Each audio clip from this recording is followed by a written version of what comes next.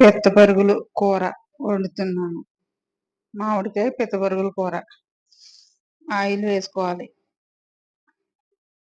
Oil కాగిన తర్వాత ఉల్లిపాయ వేసేసుకోవాలి. స్పూన్ అల్లం వెల్లుల్లి పేస్ట్. ఇవన్నీ కలిపి పచ్చివాసన పోయేదాకా వేపుకోవాలి. ఒక 2 నిమిషాలు వేపుకోవాలి. ఒక స్పూన్ కారం. కారం ఎక్కువ తినేవాళ్ళు అయితే కనుక ఇంకొక స్పూను. పావు స్పూన్ పసుపు. ఒక స్పూన్ గరం మసాలా పొడి. ఇవన్నీ మొత్తం అంతా బాగా కలిసేలాగా కలుపుకోవాలి. వేగిన తర్వాత పిత్తపరుగులు వేసేసుకోవాలి. వేసేసుకున్నాక మొత్తం అన్ని బాగా కలిసేలాగా స్లోగా నెమ్మదిగా కలుపుకోవాలి.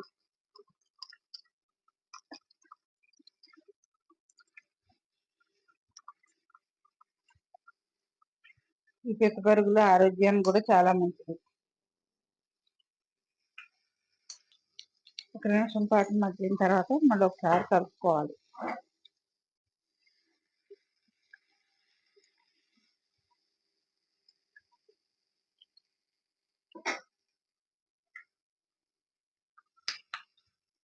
ఒక నిమిషం పాటు మగ్గిన తర్వాత వాటర్ పోసేసుకోవాలి.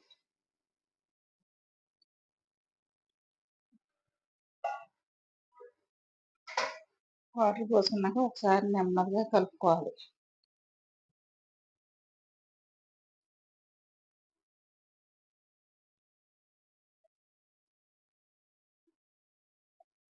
ఈ విధంగా స్లోగా కలుపుకోవాలి.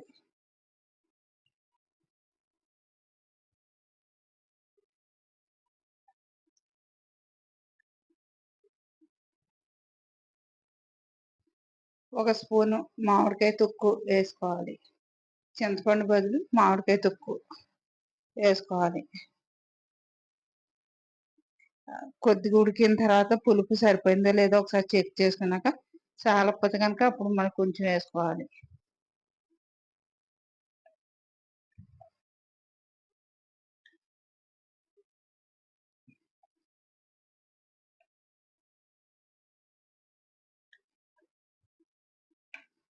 ఈ విధంగా స్లోగా మొత్తం అంతా కలిసేలాగా కలిపేసుకోవాలి.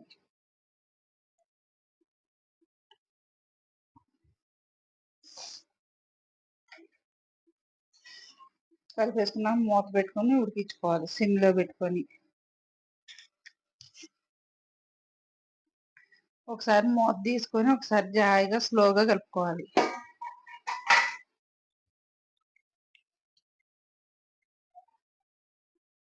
ఈ విధంగా కలుపుకోవాలి.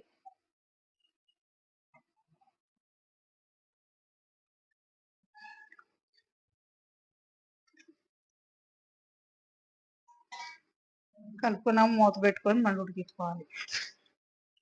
మళ్ళీ ఒకసారి మూత తీసుకొని స్లోగా కలుపుకోవాలి.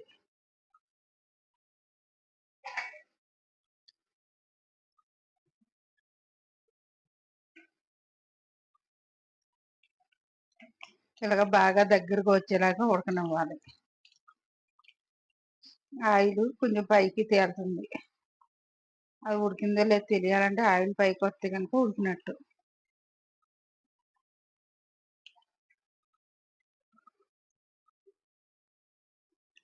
పిత్తపరుగుల కూర రెడీ అయిపోయింది. ఎలాగున్నదో కామెంట్లో పెట్టండి. టేస్టీగా చాలా బాగుంటుంది.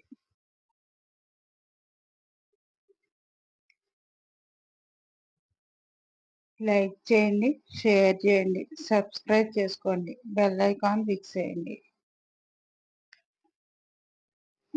పిత్తపరుగుల కూర ఈ విధంగా ఒకసారి ట్రై చేసి చూడండి. టేస్టీగా చాలా బాగుంటుంది.